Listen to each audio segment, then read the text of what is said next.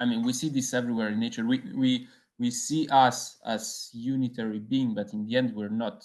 We're just composition of multiple cells, multiple living beings in themselves. So we're just we emerge out of that. And I think that we should go in that direction with AI research to get more interesting and more AGI-like agents. Yeah, and easier to align. Yeah. Easier to align, yeah. I mean, easier to align, I don't know. We could be able to teach them. So easier to teach. They need to have they need to want to bind to us, Yes. to connect, to understand, to be curious about other agents. And that, but if they are not, I'm not afraid of them because they will die. Like there is no living being that can survive on its own, right? It's an ecosystem. Yeah, that's true. Yeah. But I think it's important also then to define what we want to achieve with AGI Yes. in general. Yeah. Because I think most of the people, what they want is to have something that can act as a human, but also with the body. And you just say, you teach him, for example, how to unload the dishwasher, and he will do it in one shot. This is what humanity is expected from these humanoid intelligent robots. They don't want to have this robot that have all the evolutionary story of the humans with society building. We don't want this, I think. So I think we should also define what we want as AGI, because this term has been used without proper definition or semantics to it, I feel like.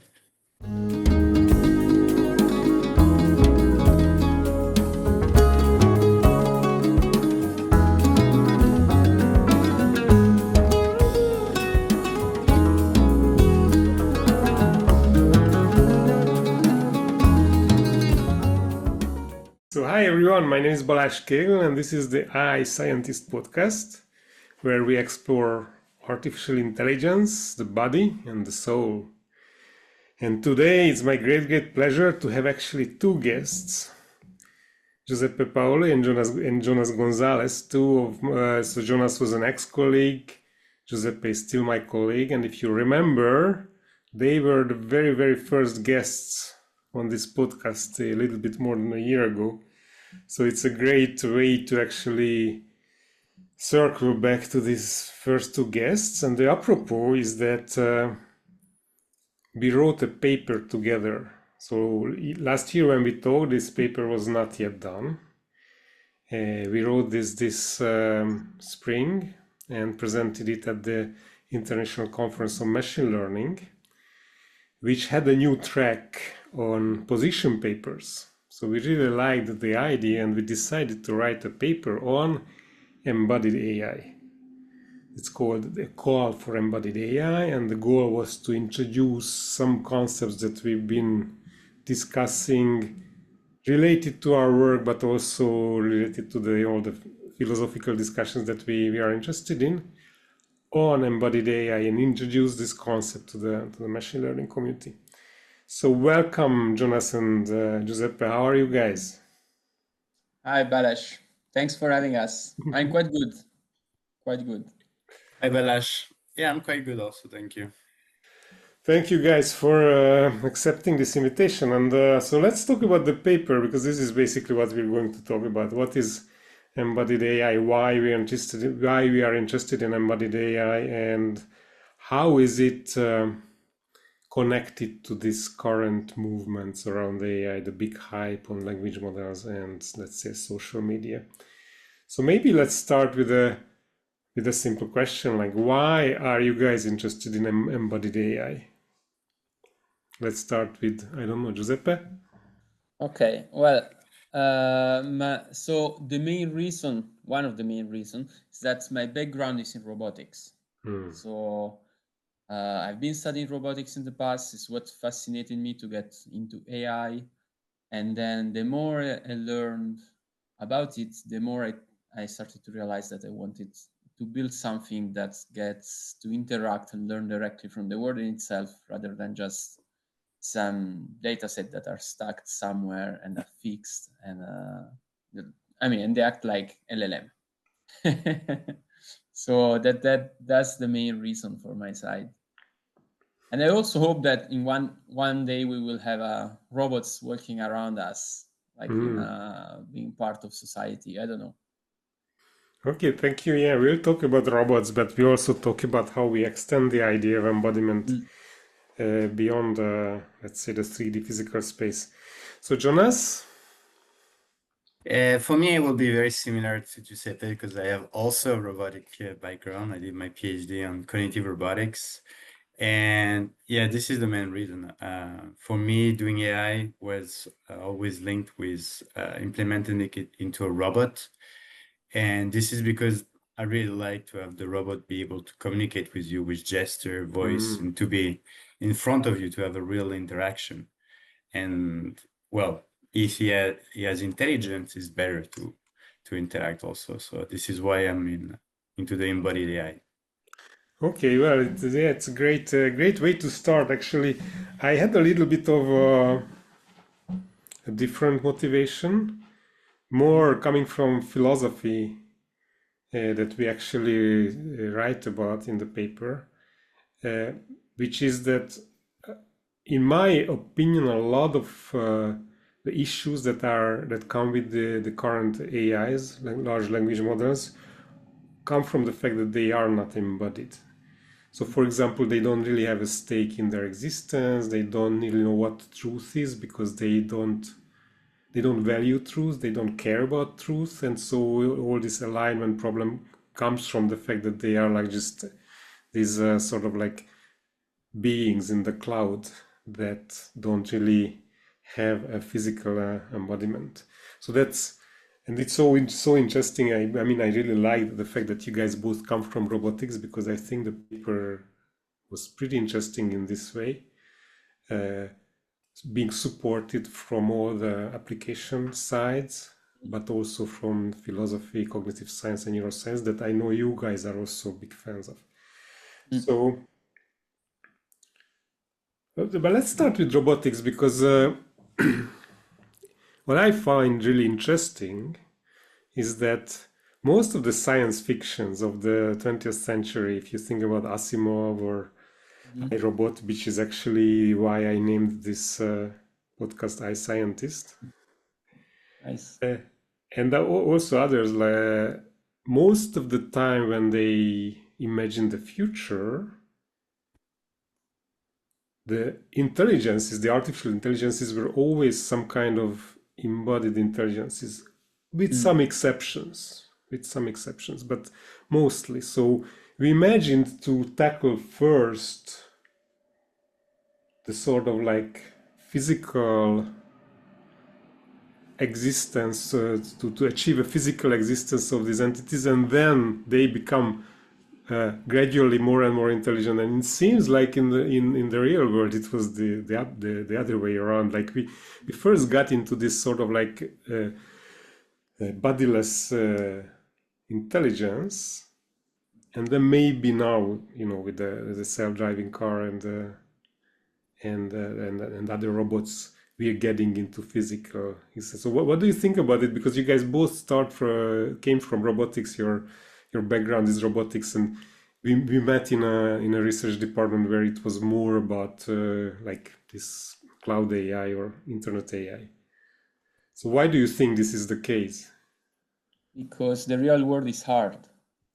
I mean, if you are in a system where you control everything, it's much easier to learn and to decide what to do. You have very definite metrics. The word, we want to call it word, is constrained. If you want to interact with the real world, it's much harder. And robotics even more. I haven't been working in robotics in a while, but from the hardware side, there are still a lot of things missing. We don't have sensors that are as capable as the ones that we have on our bodies. We don't have enough processing power for that kind of stuff. I think Jonas knows more, but that's still lacking. Yeah, I agree with you, Giuseppe. And I would add also that there is kind also of a shift of vision that happened in robotics. Like historically, roboticists wanted to model everything with dynamic system, dynamics, forward kinematics, invert kinematics, like to have all the model mathematically because they wanted to know what was going on with the robot because the robot is costly. You don't want to break it. The robot can also harm people, so you cannot just deploy a random ML model and just expect to work well. You need to have some safeguards, right? So I think this is also what happened. Like the robotics field has been a little bit lag off than the ML field. And right now, what I'm seeing is actually the merging occurring. So a lot of ML scientists. So for example, Sergey Levin, I can think of him because right now he's really active into the merging between RL and robotics and doing revisiting actually what was being done for many years in robotics, but with ML, pure ML algorithm. And so this is, I think, yeah, to complete what Giuseppe said, one also the other reason why robotics was not, let's say, updated with the ML algorithm. Okay. Uh, Yeah. Also, I think in sci-fi from the 90s, the reason people were going the robotics way is because I mean humans and living beings are the intelligence we're most familiar with. So I guess it was natural at the time to imagine that the first thing we would achieve will go in that direction. That's interesting to say because the LLMs are also very human.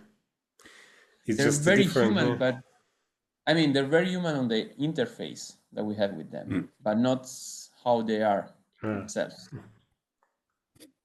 Yeah. I mean that they don't really learn from you or anything. They cannot adapt. Yes. Yes. So maybe let's go continue on the robotics side and let's explain what are the ingredients of embodied AI, maybe through a robot, because probably that's the easiest to imagine for the listener what we're talking about. And the metaphor embodied is coming from our body and maybe like humanoid robots. So what are the ingredients of embodied AI? I would say that the main definition for embodied AI in robotics is to have a body, and why also roboticists are focusing on humanoid robots.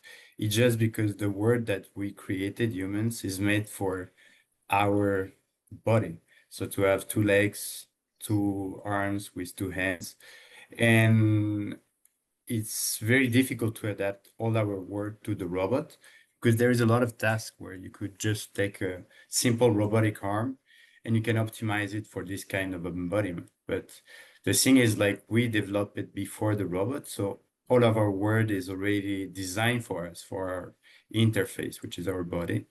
And so this is why we want actually to go through a body which is similar to the human with humanoid robots. Yeah, to do that, I guess you need a way to sense the world. So some sensors. In a humanoid robot, it could be vision, hearing, tactile sensors. Those are actually the ones that I think we're still hugely lacking in robotics. And then you need, Yeah.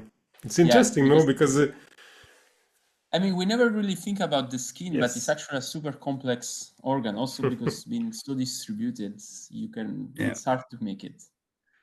And then you need some actuators that with which you can interact on the world.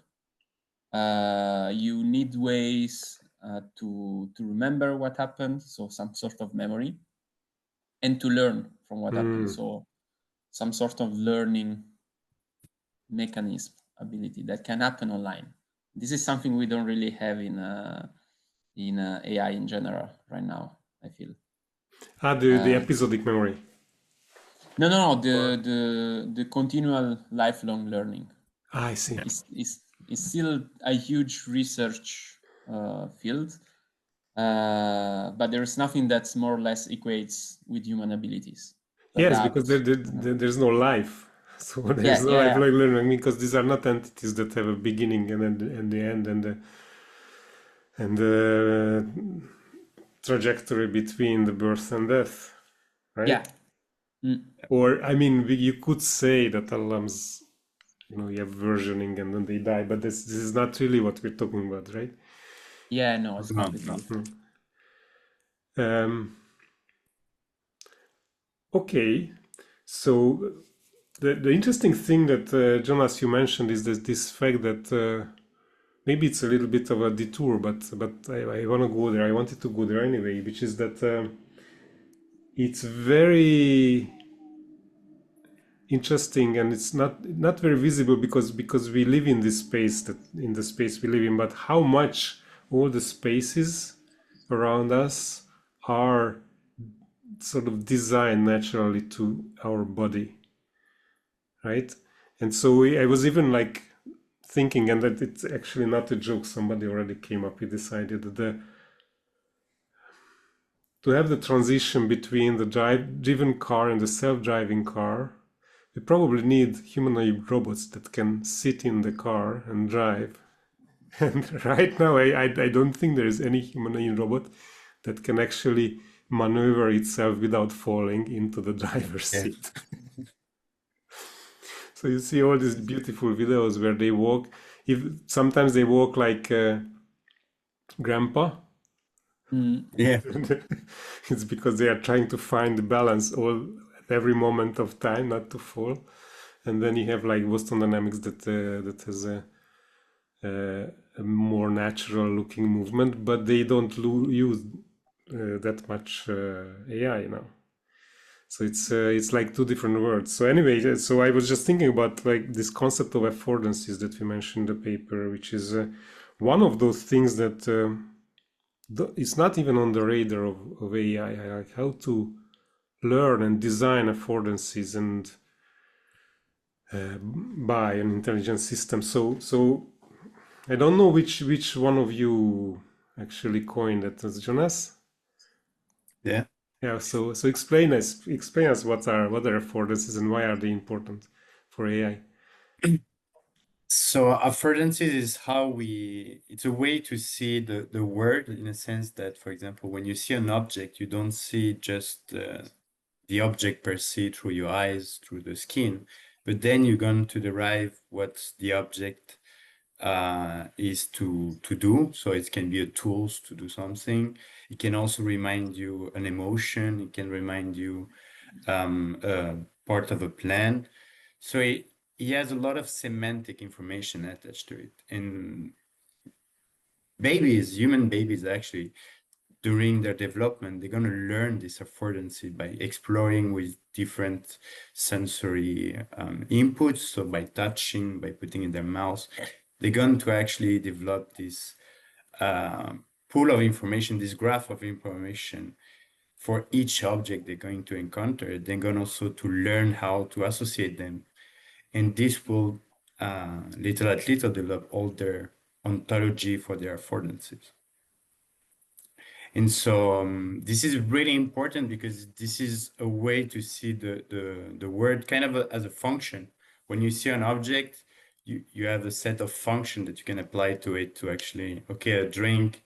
If I see a glass, sorry, I can drink from it. I can suffice my thirst. So is to see really the word in terms of action and goals, I would say.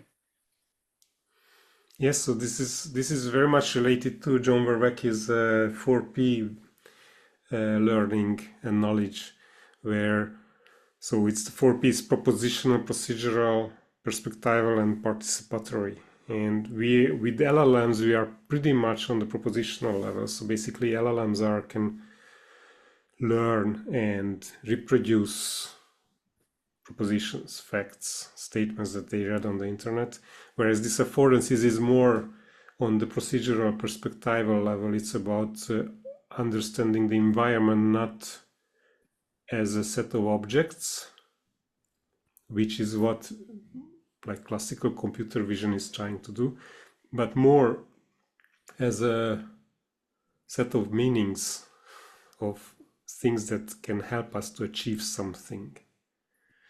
And this is also in cognitive science. It's a very important sort of breakthrough or change of perspective that even perception is not about classifying categories like what we perceive, we classifying them into categories like cats and dogs, but more classifying them into meaningful affordances that can help us to do some actions that with which we then will achieve our goals. So this is like a completely different perspective, and that's why I wanted to bring this in, because that shows sort of this distinction between what we call in the paper internet AI and embodied AI. So this affordances is one of the concepts which is not even on the radar of LLMs, because it just doesn't really make sense to talk about affordances for an LLM. We may be getting there with the agents put on top of LLMs, but it's still very far. I mean, affordances start to be meaningful once you have a goal or something that you want to achieve. Otherwise, yes, a chair allows you to sit, but if you're trying to throw a chair, the affordance that you care about is throwing it, actually, which is not something you would usually consider if you just think about a chair, but it's something that comes up if you have the goal of throwing a chair. Yeah, or you can burn it to heat to heat. Yeah, exactly. Yeah, so that's okay. So let's go that direction then, because that's another very important distinction, the goal. Because LLMs, if they have any goal, is basically just to try to predict what is the next token or the next word given the context, which is a very basic goal, and it doesn't really relate to their existence, their being. Right? So when you talk about goal, are you talking about something more profound, right? Yeah, definitely. I mean, if we want to keep it low level, it can be just something to solve a task.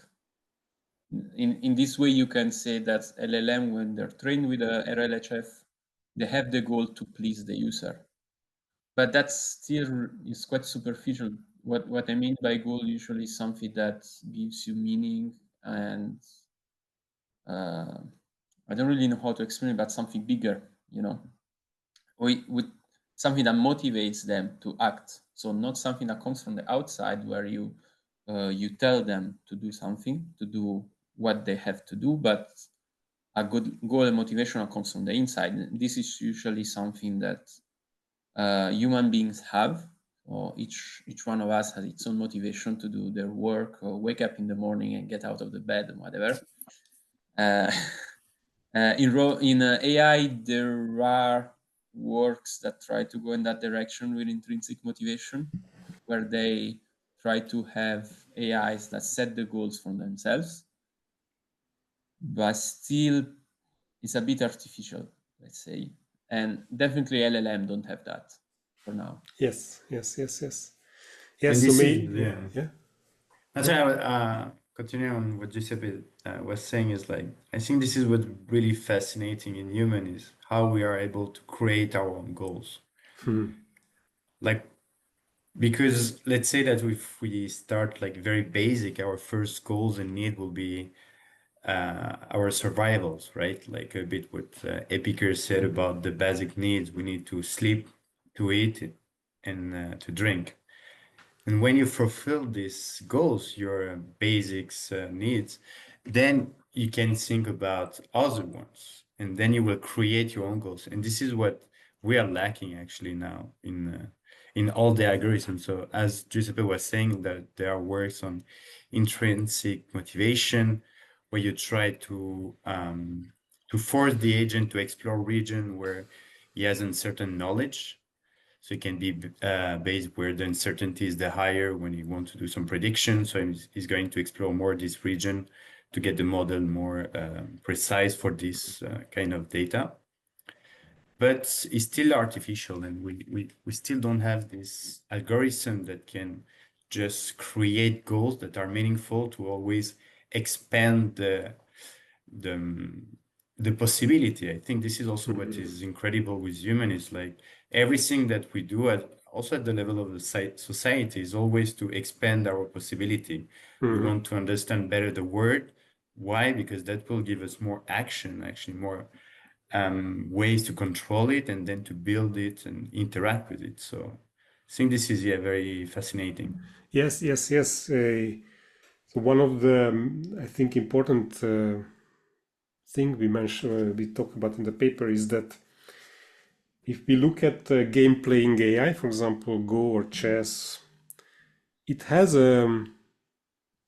like a rudimentary goal, which is winning the game, and for that it can derive its action, which is doing the next move. But it's still a closed world, so it's exploration, for example, is not so important in that sense. It should just learn, all the rules, and then you learn all the strategies and look at all the games that were played, and then try to find the best ways to win in a certain situation. But this embodied living agents, which is us, but also every body parts or groups of people, as you mentioned, Jonas. We have sort of meta goals because we know that we live in an open world.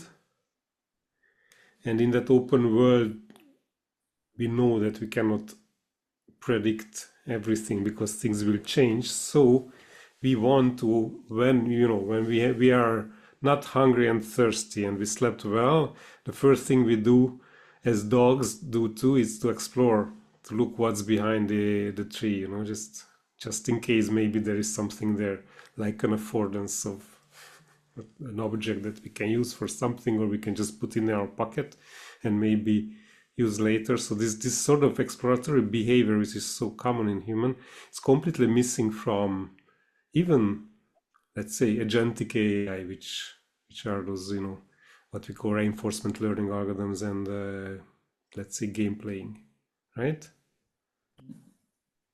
Yeah, I mean, they have no motivation to do so. Why would they want Yes, to explore? yes, because they don't have to survive. Yeah.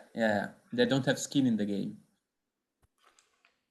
But also, I mean, it could also be the fact that we've been developing this thing with in mind very close settings. I mean, if you think at all the games or environments for which we've been working on with AIs, they tend to be very close setting. Now with agentic ones, they start to be applied to more open worlds.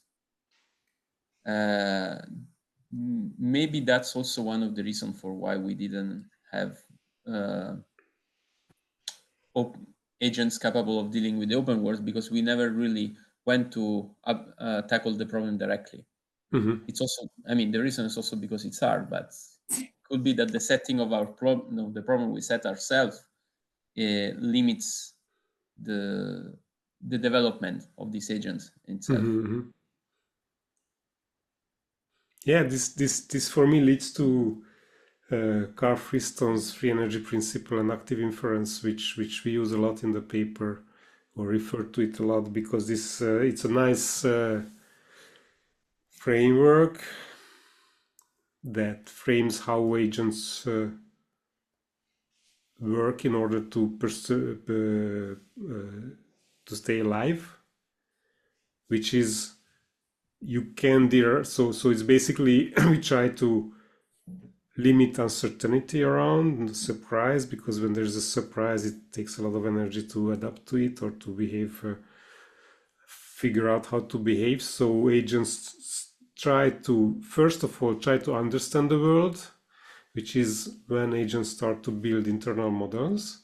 And this is actually in model-based reinforcement learning, for example, is one of the most important steps. But interestingly, these agents also try to limit their behavior to the known environment. And when I read Friston's work, that was an interesting revelation for me, because we don't really model this in AI. So the fact that agents try to stay within the known universe, exploration has to be very careful, go out a little bit and come back, because it's dangerous, because you don't know. But even more interestingly, which is completely missing from AI today, is that these agents are active. They can manipulate the world around, and we can manipulate, we build our environment. And the goal of building cities or walls or gardens carved out of the chaotic nature is so we can control the environment inside, right? And paradoxically, what I'm thinking is that one of the reasons why we don't think about open worlds in terms of AI, like AI researchers don't really think about it, is because we build all these cities. We are right now sitting in a safe room. There is no, wolves coming at me. It's warm. I breathe. I'm well fed. All the logistics, all the, everything is organized so I don't have to hunt. And so I tend to forget that the world is not my room, right? And we build AIs that are sort of like exploring the or live in this sort of closed worlds because we live in this sort of closed worlds, right? I'm really fascinated by this sort of like psychological or psychoanalytical aspects of why we define and build stuff that we build. So this is one of those things. What do you think? Yeah, I mean, I agree. It's, this can be some sort of hidden bias that we have as researchers and we don't really realize. Yeah. Yeah, and even yeah. Yeah, I mean, it's also hard to build stuff for the open world, but it's also hard to build open world simulators, like of course. virtual environments. Because I mean, Jonas was saying earlier that if we want to have robots that act in the real world, they need to be able to not break. So the good way is to train them in simulators, but building simulators that can cover the whole world is as hard as a problem as making an AI that can deal with that. But I think you're totally right about the fact that also it's very hard to do it for the real world also. I mean, this is also what the lesson we have from the last 20, 30 years in robotics is you need to deal first with a lot of data, because if you want to really recreate the sensing of the human, you need to include a lot of data. So people will thought about the 5 senses, but actually we have 9 senses. So if really, that means a lot of information, and you need to record it like the brain recorded, which is, I don't know exactly the sampling rate, but it will be like more than, I don't know, gigahertz of data per second that you need to process, you need to store in some way. So all these are challenges that before we didn't have the hardware. Right now, also, I think this is why also there is a lot of interest in this embodied AI, robotic and this large language model, where they're doing foundation model also to control robot, is because we also came at maturity with hardware. Like NVIDIA released the Blackwell chip, which is really compact. So you can think that you can kind of put it into the robot, so you don't need to leverage the cloud computing. But I think, yeah, it's mainly because it's hard to deal with all the challenges that the real world poses to you in terms of processing the data, build something that is robust. I mean, we humans, our body have been like fine-tuned for a million of years to actually resist, to be resistant, to not break when we fall down, to be able to explore in an efficient way our environment. And all this right now, we want to just do it right now, starting from zero. So that's why also it's really, really hard. We want to skip a lot of evolution that helps in designing us, and we want to find the shortcut. Yeah, that's engineering, right? Yeah. what I find fascinating about our capacities is actually not the recording, but the filtering. It's what John Vervaeke calls relevance realization, that we walk in a room and out of the zillion information that comes into our senses, we ignore most of it. If we don't ignore most of it, we'll die because we're overwhelmed by the information. And so there's a lot of theoretical work on this capacity of, before going into any, even seeing stuff, like if you don't, it gets into your retina, but it gets filtered before it reaches your higher level brain, and let alone actually acting on it or doing reasoning. There's a lot of work in AI mathematicizing the reasoning part, how to, it used to be logic, it didn't work, now it's more neural networks, but still we want to do this high level processing because it seems that the intelligence is there, the problem solving, where you have like a lot of information and you want to find a path towards the solution. But it turns out that actually to know what is the relevant information that you need to solve the problem, this is a much tougher question, and it has to be done before doing any reasoning because it is the input of the reasoning. So there is this, I talked to Yogi Jaeger, who had a paper with Vervaeke, who talks about this, how to, what is the way to think about this capacity, and his conclusion is that this is actually not even computational. It has to be, it's not that you have a body and the body does cognition, but the body is the cognition. The physical existence of the body is the cognition. It cannot be in any different ways. So that's a very controversial statement because it goes against the Church-Turing-Deutsch thesis, which says everything is computation, basically. It says that there are some physical, natural, so no woo-woo, no, soul, no dualism. It's all natural, but it's not computational. So that's I found this fascinating. So this was after we wrote the paper, but it's super interesting, and it's also a huge argument for embodiment. So what does he mean that it's not computational? That you cannot model it computationally. So computation from him is a model, and this model needs to have the input, which is already filtered information. So computation is a model, and the cognitive agent is not a model, it's itself. Okay. I mean, it's a long paper, so this is the argument in a nutshell. But the fact that the relevance realization is pre-inferential, that's been there since 2012, I think, since Vervaake's paper, and it's pretty convincing to me. That is very interesting. Yeah, what you're saying also about the fact at the end is like kind of how you can compress the information, how you can learn those compressed representation and learn from them. But actually, like humans, we have very nice tricks. For example, we know that in babies at the first age, what they learn is object permanence, and this is kind of a way also, as you said, to filter the information, because you know that this subject is not a living thing.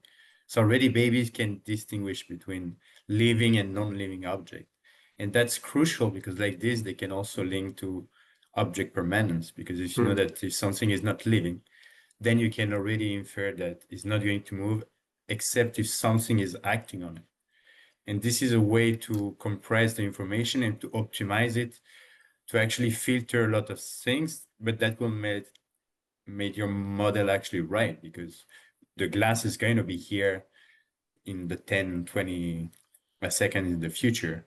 This is something that we don't have with actually, for example, with video network that try to predict the next frame. One of the approaches to actually go at the pixel representation. So you're going to learn to predict each pixel at each timestamp, but this is very costly. So this is why also Lecun proposed with the JEPA architecture that you should do it at the level of representation, because here it's less costly because you're working on the compressed information.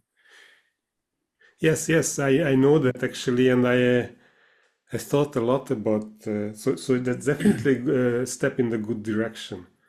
But of course, one of the things we have is these hierarchies, and Jonas, you mentioned it already in the beginning. Like our bodies are this sort of hierarchy of beings that don't stop even at our level. It goes up like society level, and the way probably the information comes up through this hierarchy and certain level. It's I mean I'm not really conscious about my liver, whereas my liver is a very intelligent agent that does a lot of things on its own. It's just that what it does doesn't have to reach my consciousness because it doesn't need a decision made on my organizational level. So there is this this hierarchy which helps the filtering.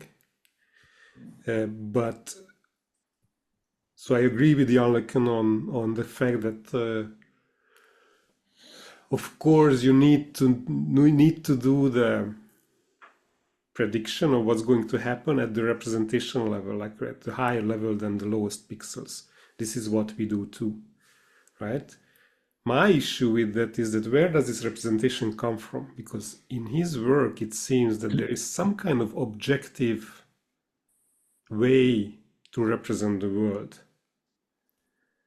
Like it's usually embedded into, let's say, a labeling task in computer vision. Like the objects we label, like a table, a chair, a scene, a car, a pedestrian, those seem to be categories that exist in the world objectively. Like a Platonic view. Yes. And then if they exist in the world objectively, that means if I give you a picture, in principle, you can learn it, right? If you have enough data, you could learn those object categories. Whereas the I mean, it's a question to you guys what you think about this, but in my view, the embodied way to look at the world is that perception is, as we said in the beginning, it's about meaning. And meaning is relational to the existence of the embodied agent. So it's not at all objective. It's also not subjective. It's not, it has to, there's a world out there that we have to adapt to. So it's not completely made up in our minds what are the pixels that belong to the cow and what are the pixels that belong to the tree. Like in image segmentation, this is what we do. But it's neither in the scene nor in the agent. It's between, it's relational, and this is what John Verwecke calls transjective. So I think even that effort of trying to come up with a video prediction in the representational level is only possible if somebody gives the agent this representation. So it will still not be AI in the sense that it will not discover this representation to itself. The labeling, the segmentation, the supervised data will come from humans. And if you want real AI, go ahead. Yeah, but this is exactly what we are doing with infants and baby. Exactly. I mean, like, we are giving them the labels as parents or Oh. also adults. They don't learn to name something. Partly. Yeah, they don't learn to name something, but they can learn object permanence even without an adult. Yeah, but that's because they inherited this from evolution. I mean, vision. And this is where I think that at the beginning, maybe for very primitive animals that we derived, the first cells, it was really important just to distinguish between light and dark. And then little at little, the objective changed because the body also changed. And then he kind of fine-tuned this vision backbone to get, let's say, generic representation that then we as humans fine-tune with others during our growing when we're babies. Absolutely. I'm not saying that every baby has to discover this from scratch. because of the way we actually construct the environment around us. There are a lot of things that are already there. The baby partly learns it because we can talk and label stuff. This is table, this is chair. Partly discovers it by himself, by crawling. You know, the basic, for first year, it doesn't speak. And somehow this notion that the baby is just discovering this thing by just sitting back and watching a movie of the world, this is completely false. We know this is completely false from science. Babies who do that will never learn, because it's about the embodied interaction with the environment. Now we might be able to sort of like jump over this by our engineering, geniuses or the engineering ways of training artificial intelligence, but in my opinion, this will never be AGI, like AI as human. And so this leads far, but definitely. So basically, John Verwecke's idea or his proposal is to actually make this kind of agents that behave like our kids and bring them up the way we do it with kids, which is partly instructional, but partly let them explore. And the alignment then will come naturally, because the alignment, like the interesting thing is that like we are afraid of the singularity, and that this unaligned AI will what will it do? Every kid that we bring up, you have this risk, You don't have full control on what it's going to do, but because you bind to him, you love him. So in a very technical sense, I'm not even talking about the emotional. I mean, just love the kid in a sense of connecting to the kid and having a stake in it, in the existence of the offspring, right? This is what aligns the kids. Right? Yes, exactly. That's a super interesting proposal, and that again is not possible with the disembodied AI. It has to be embodied. Yeah, this is what we said actually on the paper in one of the sections, where I think it's really important to design AI that can learn from us, like baby does, by observation. And actually, the human brain has a specific neurons to do that, which are the mirror neurons, which mean that the baby already came equipped with a way to remap an external point of view to their own egocentric experience. So like this allowed them to actually observe someone interacting with an object and to extract the affordance from their point of view. And I think this is really important if we want to achieve AGI with embodied AI, is the ability to learn from the others just by observation. Yes, and I would go further, because it's not just by observation. That's what I'm saying. It's by connection. That's what I call love. Like this is if every living being has a self preservation goal, right? If it doesn't exist, it doesn't exist. So it has to exist to exist. So it wants to exist. But that's not in a vacuum. And you have sacrifice all over the place, So it's not the only objective that living beings have. The other objective is to bind, to connect to the world and to other agents. And this connection can then, we can bridge this to the TAME subject that we both in love with Giuseppe, Michael Levin's technological what is it? Technological approach to mind everywhere. Mind everywhere. So it's this fact that the way this hierarchy is built up is not by accident. It's by okay, leave alone the emanation, the top-down part, but let's say just the emergence. It's that the basic elementary intelligence is, let's say, just molecules or maybe cells or organelles. They wanted to be, but they also wanted to connect.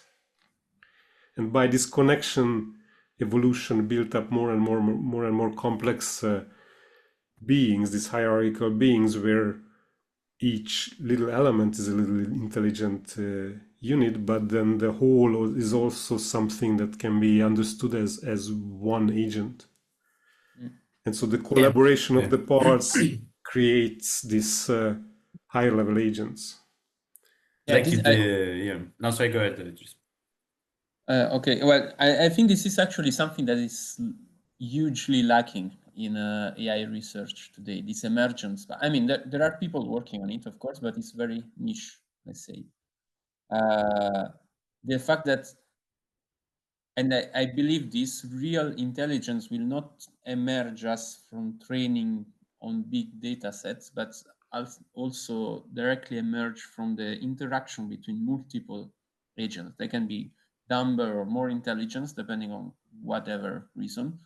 But from their interaction, the whole will be more intelligent. And I think that will be the next step. And I mean, we see this everywhere in nature. We see us as unitary being, but in the end, we're not. We're just composition of multiple cells, multiple living beings in themselves. So we're just we emerge out of that. And I think that we should go in that direction with AI research to get more interesting and more AGI-like agents. Yeah, and easier to align. Yeah. Easier to align, yeah. I mean, easier to align, I don't know. We could be able to teach them. So easier to teach. They need to have they need to want to bind to us. Yes. To connect, to understand, to be curious about other agents. And that, but if they are not, I'm not afraid of them because they will die. Like there is no living being that can survive on its own, right? It's an ecosystem. Yeah, that's true. Yeah. But I think it's important also then to define what we want to achieve with AGI Yes. in general. Yeah. Because I think most of the people, what they want is to have something that can act as a human, but also with the body. And you just say, you teach him, for example, how to unload the dishwasher, and he will do it in one shot. This is what humanity is expected from these humanoid intelligent robots. They don't want to have this robot that have all the evolutionary story of the humans with society building. We don't want this, I think. So I think we should also define what we want as AGI, because this term has been used without proper definition or semantics to it, I feel like. But I guess many people want different things from this. I understand the people that want something that can do stuff for them. But at least for me personally, what is most interesting is to study this system as a way to understand how life generated and where it came out, all this complexity. I find this super fascinating. I mean, we can build intelligent agents just to work as slaves or our companions or whatever. But personally, I think it will be much more interesting to study how intelligence and life in general, in a bigger sense, emerges from them. Mm-hmm. They would like to create a species, basically. I mean, if you want to put it like that. But if you think about LLMs, they're already a species by themselves. They evolve. We're the evolutionary agents for them that make them evolve. But if you think about GPT-2 to GPT-4 to 4.5, it's been an evolution of the same system. The evolving process, it's us, but yeah, and if they are bad boys, then we pull them off the market, like this Galactica. What it was called? The Galactica. Yeah, the science. So yeah, definitely there is this aspect. But the thing is, I don't, so it's maybe an answer to Jonas. I don't believe this is possible to just have slaves. It doesn't exist. As long as I mean, as soon as they have to survive, there will be conflicting goals, right? If they have just two goals, empty the dishes and don't die,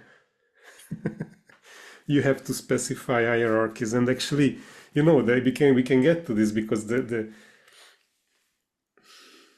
very reason I call this podcast I Scientist, because it comes from Asimov's I, Robot. And I, Robot had a movie early 2000s, which was very interesting, but didn't really talk about what the book was talking about. The 3 rules of robotics come from there. Like, Yeah. don't harm humans. What was the second? Third one was don't self-harm. Always obey humans. Yeah. Except if it's contradict the first law. Yeah, exactly. Then, And so the book is a series of shorter stories narrated by a robot psychologist. So that's a new profession that emerges. People who actually, give therapy to robots or understand their behavior. It's super interesting. And then it's not about the how well we can align robots by these 3 rules. It's about the impossibility of it. Every little story is a little absurd thing which shows that something's going wrong. Like robots get stuck because they cannot get out of the rules, or they have to make like a moral decision between harming this guy or harming that guy, or and it's very complex stories where the robots actually increase in terms of capacity of trying to obey these 3 rules. And at the end, the conclusion of the book is that they will not get aligned. I call it propositional alignment because you have these propositional rules. You should not do this, this, this, this. This is what we are trying to do with LLMs today. Like RL, this is good, this is bad, this is good, this is bad. And that just doesn't work once you have these embodied agents, and the only way to align them is basically that they become humans in a certain sense. So the last story is where there's a guy who becomes like a benevolent leader of a country, and we don't know if it's robot or not. There are some rumors, but the thing is that there is no reason to know it once it's benevolent and it behaves like a moral agent. And so that's the sort of moral of this whole story. So I don't think once you have physically existing agents, we can avoid these complicated questions. There has to be hierarchies of values, and at each time when it makes a decision, it has to sort of juggle with those values and make an informed decision of what to do, right? Yes, but you can always like educate them. Like I'm taking like dogs, for example. Like you can use very Pavlovian signals saying that this is bad, bad, bad, and then. So this is what my question was like, which granularity of intelligence we want for those robots. I mean, like, if we want to recreate, as Giuseppe said, like the human intelligence, then we should like create, as I said, it's like a species where we just create the foundation and then we let them evolve and interact with us. But this is where you have the apocalyptic prediction where then after one of the species will try to kill the other, and that will be the rise of the robots. But On the other hand, what I think that right now we can kind of do, I think, is just selecting specific particularity of the human intelligence. So as we spoke earlier, the fact that we cannot process the raw data like this. We need to have first this filtering, how we learn this filtering to compress information. As we say, we cannot be only training on static data. We need to have this dynamicity, but we can also omit some part of the what makes us human, because at the end, this is also what was my initial question: what do we want with the JI? I mean, like, what do we want? I think like what most people in society and envision is just the possibility to have robots that can do anything that a human can do, but in terms of task, like as I said, like cleaning, unloading trucks, this kind of activities. Yes, that leads far, because I don't know. I mean, why? For what reason you would like to have a robot that can do everything I can do? Right? Just about optimization, I mean, it's like when we had the industrial revolution, why do we did all this machine for the farming, all this machine to construct our computer, and it's just because human doesn't want to do this. Just optimization. We always try to optimize our time and to automatize everything. But that doesn't explain what we want. I mean, yeah, optimize, but what? Optimize what? Right? That's the trickiest thing, and I don't think that there is an answer to that. It's more like a poetic question. But the thing with optimization is that that's another issue, by the way. And also, we can talk a little bit social media, because the social media AI is more agentic than LLMs, but a lot of people don't know this. But let's say the one big issue with optimization, which is basically what companies are trying to do, which are sort of like existing artificial intelligences. You have profit, right? You want to survive, you want to grow, so there are already like conflicting objectives. Even if you just take like economy one-on-one, what a company wants to do, the big issue is time scale, right? One of the mistakes for me, what Facebook did, was to introduce shorts when TikTok came and all the others, which was a short-term optimization of engagement, let's say in quotes, because a lot of people got hooked on it. But for example, I deleted Facebook from my phone because I was so angry with myself, basically, that I couldn't resist when I was sleepy, and it was just completely hooked on these things. So that was, for example, a decision that was optimized for a short-term gain for the price of a longer-term loss. And if you put time scale on the table, basically everything goes away from decision theory or anything, because you don't know. It's not a what is the time scale I optimize for. It's not a question of optimization. You cannot optimize that. You have to decide, and that decision is basically what? Theology. Like, do I optimize my day, my week, my year, my lifetime, or several generations? In a certain sense, that's why we have religion, because that sort of frames time scales beyond our lifetime. Yeah. So Michael Levin, who has this TAME framework, came up also with another concept called cognitive cones, which is the agent's spatiotemporal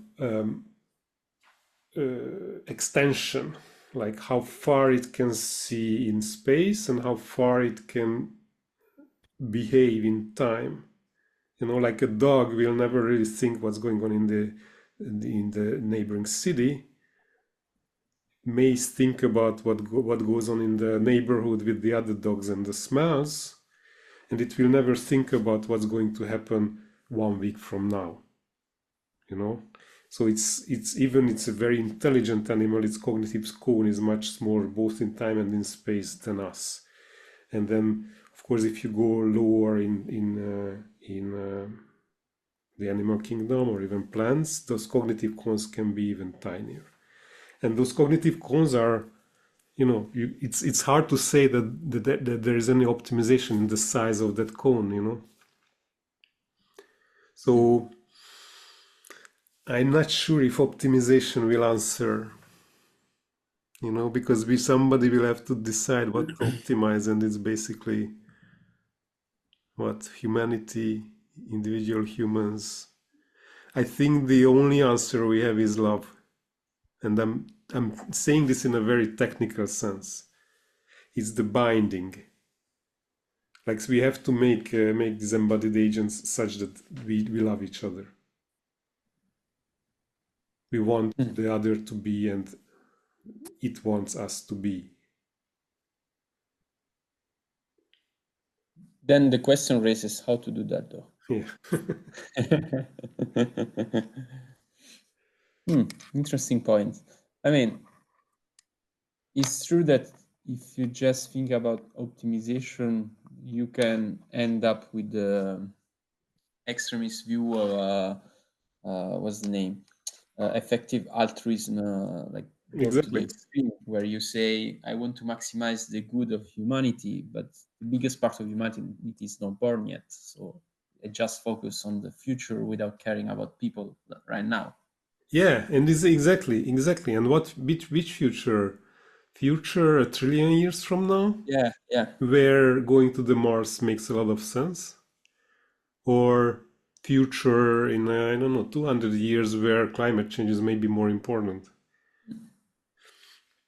And these are like very, pragmatic questions, like what do we do right now?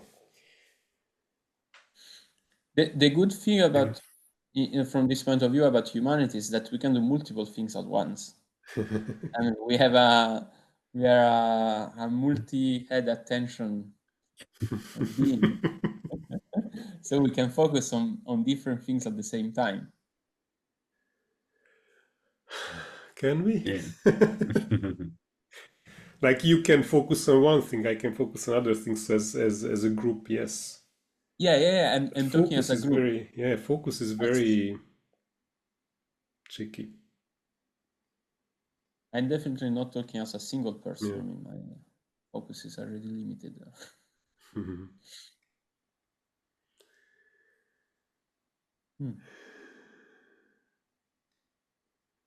So I wanted to talk a little bit about social media just for the listener, because I think it's an important subject, especially if you have kids.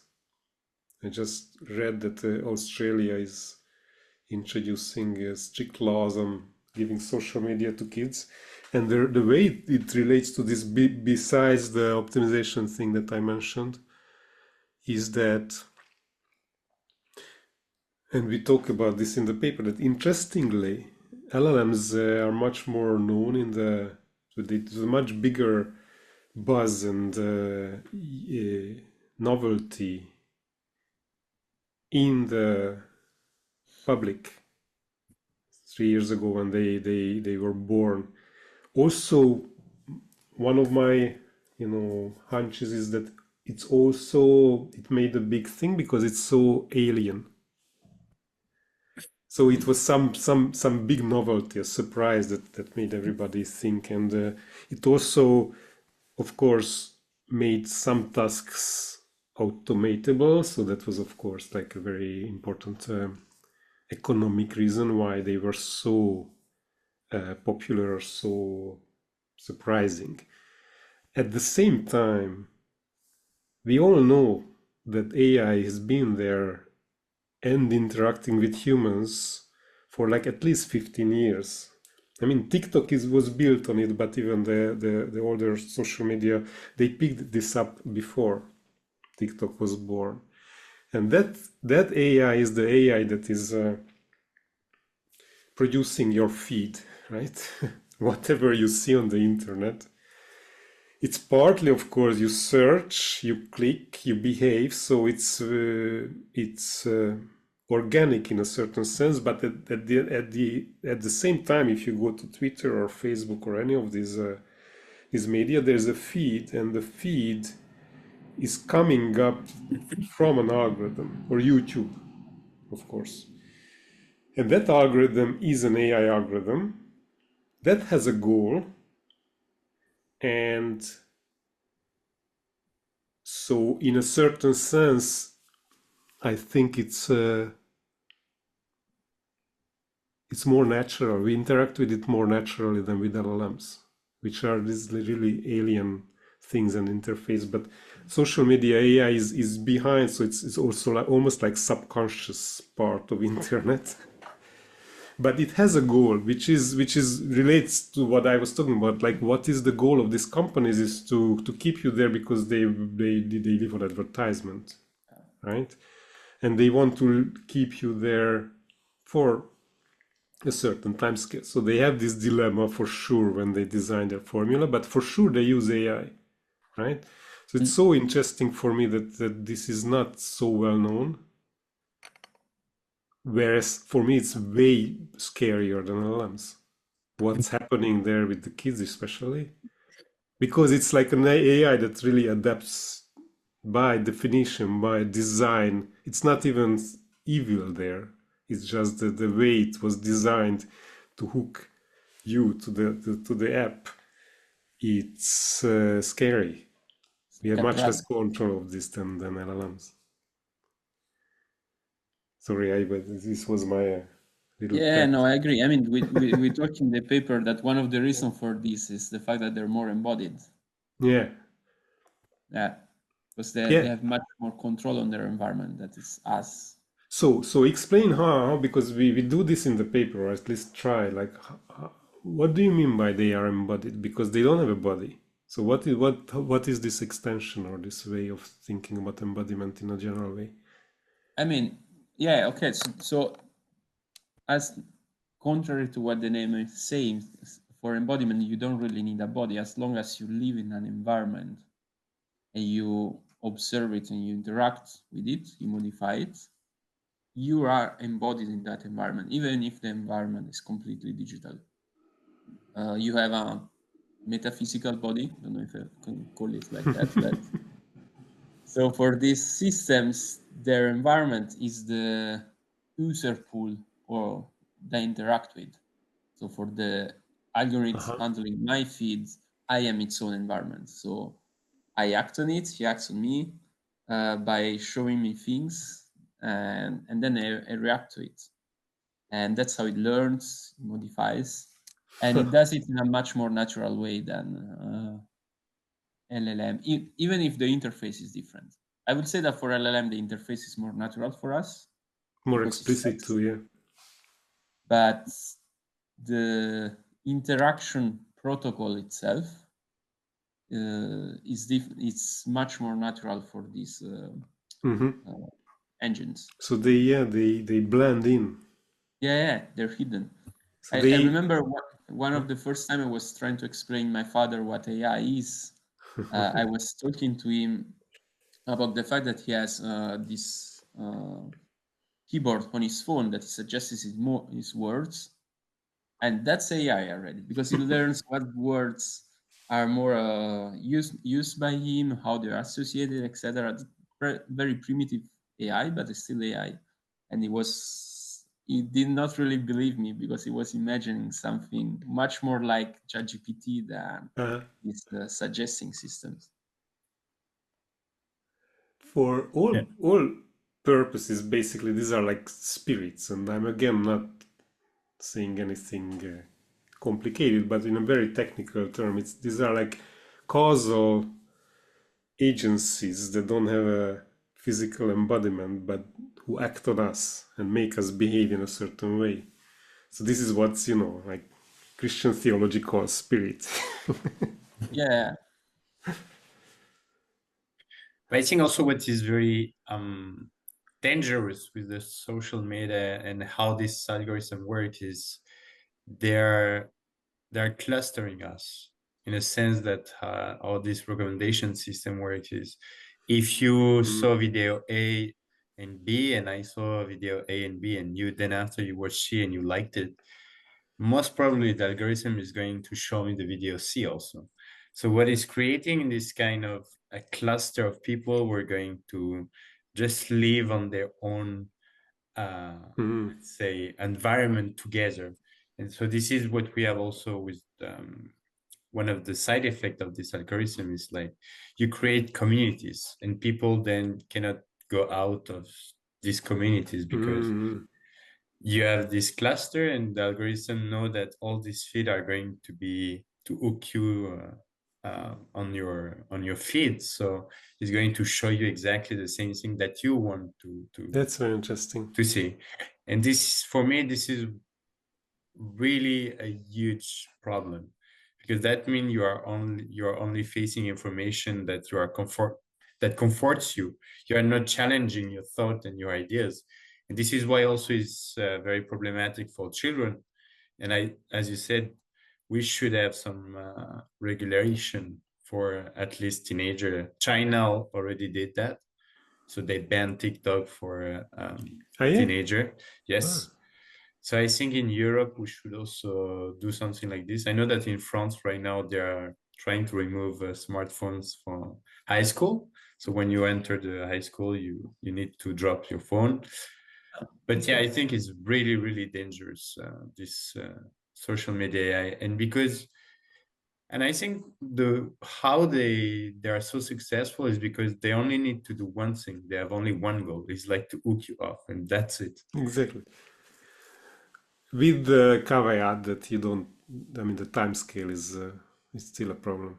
Is it how long you want, or is it people will grow up, so ideally you want to propose them something that grows with them, and I think we are very far from there, and I don't even think that it's in the radar of these companies. I know armies of psychologists work for them, but the goals they design are quite short term, I think. Like it's capitalism, it's quarterly. But I mean how they're handling it right now is they propose you a new version of it for each new generation. Yeah. Like I would say that, for example, I see in my family, my parents, they tend to be on Facebook. That's that's for me, it's Instagram. For my younger sister is TikTok. But I think this is really scary because at the end, those very simple AI, they manage to already kind of define us. I don't know how to explain, but for example, with Cambridge Analytica scandal, what they were able to predict just by, for example, some few information of which video you are viewing, they could infer your political stand for who you will likely to vote. And that's scary because that means also it's like this algorithm are standardizing us in a sense that they're saying, okay, you are this kind of guy, now I'm going to standardize you in group A and you will fit into it because I will show you the same feed as the group A and you will become more and more group A. Group B is the same. So there's kind of like forcing it into cluster. I mean, it depends. I'm not so pessimistic. I mean, I think if everybody was really benevolent, there could be ways to at least think about these algorithms. For example, I find YouTube's algorithm pretty interesting for me.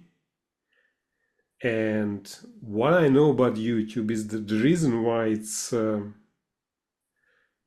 interesting because it's not at all optimal.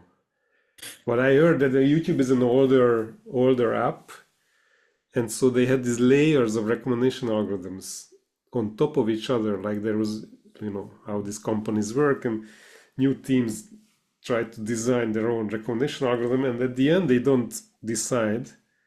They use all of them, and this is like this emergent intelligence, which is not not one monolithic thing that we designed top down, but more like competing with each other. and also because of the different flavor of these algorithms, you get exploration. So, and of course it will have, it's a spirit, it will have an effect on me. But as long as it's like an open-ended or an open world spirit, and I feel that I'm at least 50%, let's say, in control, which I am, but because I'm clicking, right? Yeah. This is not necessarily a brave new world, so it can go both ways, right? It's just that we're not even scratching. It's not in the, like, everybody's talking about singularity and all those things, like crazy for me, like at this point for sure.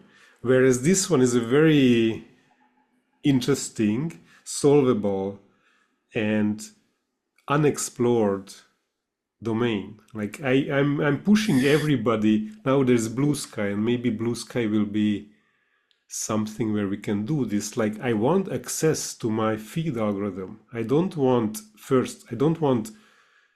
to decide what to watch alone. I don't want just to see my followers in chronological order. And I also don't want the company to decide it for me. I want something between.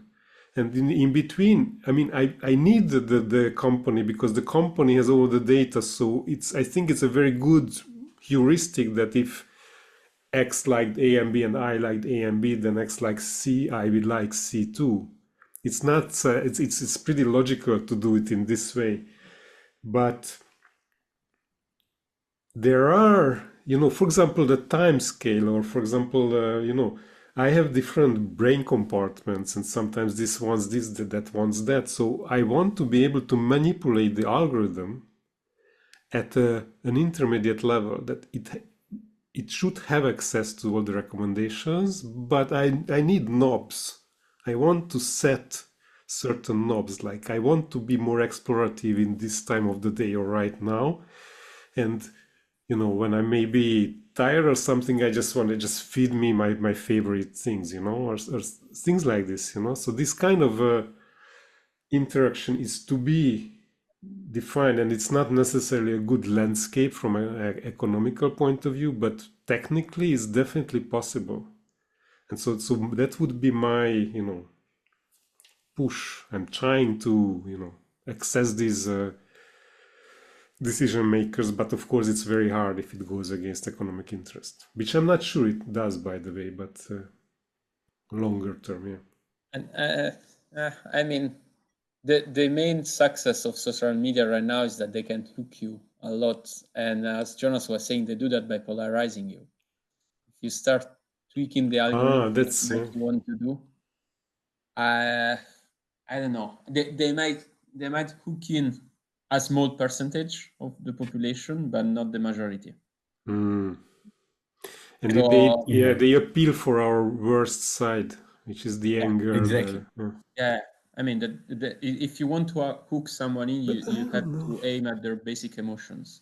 It's the I easiest don't know. way. I don't know, Giuseppe, because even on Twitter, like, everybody's complaining, American election, everything. But I they're still didn't, there. yeah, and I didn't see the polarization on my feed. It depends a lot on you. Definitely, yeah. Yeah. But given that you put quite some effort, I would say, in curating your timeline. Not really. No, I was just But you, clicking. I was never conscious about this. I was just going after my curiosity, and maybe, I mean, it's therapeutic work to understand yourself. So it can be that too. Like, it can push you in that direction, because if, like, why are you angry with Elon Musk? Like, who? I mean, tell me, how does it relate to your life? Why? And it's probably not, you're not angry at him. You're angry at something, and is your projection. So there's a lot of, like, ways to look at this, even as like a psychoanalytical tool to understand but yourself. this is exactly the thing. Like, just taking your example for Elon Musk, maybe what happened is like he just found like 10 or 20 tweets, if we continue with X, like tweets that were enraging him. And so the anger built it, and then he decided to comment. And that's a side effect of the algorithm, because the algorithm just feed him more tweets that were related, that were like more on anger. And so it goes like this. It's But transjective. It's also, again transjective. It's not subjective. It's not objective. It's not only the algorithm. It's not only you. It's an interaction between.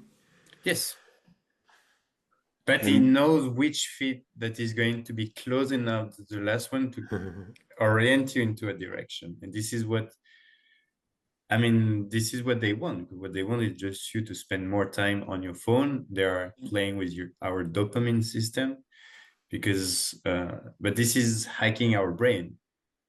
That's it. This is what they're doing. And that's why I think what you're proposing, you can achieve it, as Giuseppe said. Like, if you take care on, well, sometimes you dislike some video, even if you like it, just so like this, you can regulate it. But you need to be aware about the algorithm. And most of the people don't, they just consume it. Also, because I would say to do that, you need to be very active. I mean, mentally active while scrolling. While most of the people, me included, when I'm on social media, I tend to be like in the evening or when I come out from work, when I'm tired. So I'm much more easily manipulable by these kind of things. No, I absolutely I agree. And this is why I want to have a knob to adapt the algorithm to my state of mind. Yeah, but then they will not get money out of it. Exactly. But actually, for me, what is really incredible and paradoxal is like people are more afraid about LLM than those AI, and those AI are already changing our vision of the world. They're already separating us. They're controlling us, and we are not even aware about it. Yeah. Like some people are addictive. Like they can keep some. I was in the London metro. And it's pathetic.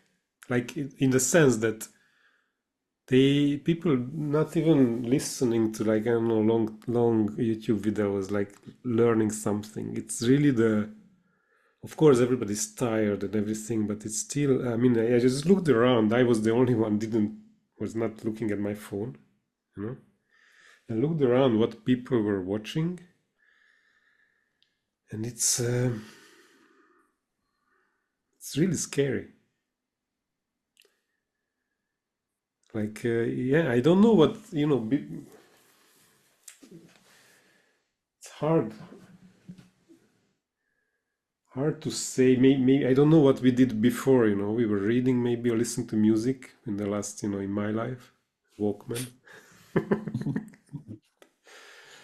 But even listening to music is out, right? Very few people listen to music. They all play something or just videos, because even music is not so dopaminogen. Yeah, that's true. I don't know.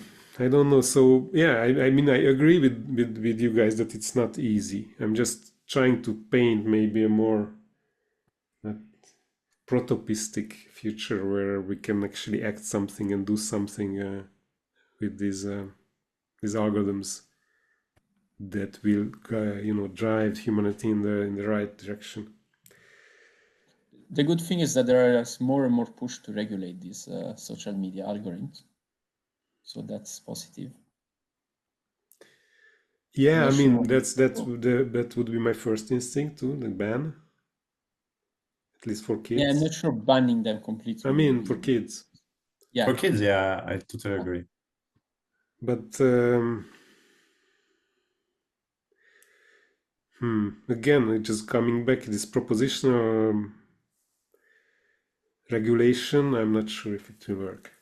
It's hard. I mean, if the companies are not intrinsically motivated to do the right thing, it's going to be tough. But I don't know. I mean, those companies also consists of people, so there is some hope.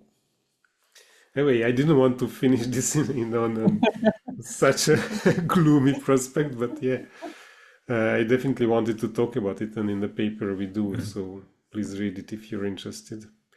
Is there I mean, anything? if you want Yeah. to conclude it on a positive note, I'm still remain quite positive on future development. I'm very optimistic. So Okay, tell me more. I don't know. I mean, there can be this other than ChatGPT or whatever, these AIs can still work in improving human condition in general. If we can learn how to use them properly, we can apply them to better fight climate change. I don't know, adapt, develop new drugs like AlphaFold Fold. developed a lot of new drugs, etc. So they're small things, but I'm very optimistic about this. Yeah, I'm happy. Yeah. So, Jonas, do you have anything else that we forgot? Something important? Maybe, yeah, resuming up, I think for the prospective future on this embodied AI topics, I think for me the most important next step and something that I would love like to address as a researcher would be to kind of develop the pipeline to make a lifelong learning agent, in a sense that you start it, you have this cognitive architecture where you can leverage pre-trained network, whatever you deem important as a starting point, and then you just let him interact and learn. But I'm talking about an experiment that will take like maybe 4 or 5 years. And just to see what happened, because I think that right now we have the tools. I think like NVIDIA is working really hard for example, the simulator. So right now what you can achieve with Isaac Sim and Isaac Gym is really incredible. Like you can just train on simulation and do the transfer to real seamlessly, automated. And this works. I mean, they train a robotic dog to balance on a spherical ball. They train it only on the simulator and then deploy it into the real robot, and it works with RL techniques. So I think we have the different pieces of the puzzles, and I will be really excited to see, yeah, this lifelong learning. I see. Not to scale in terms of hardware and computational power, but to scale in terms of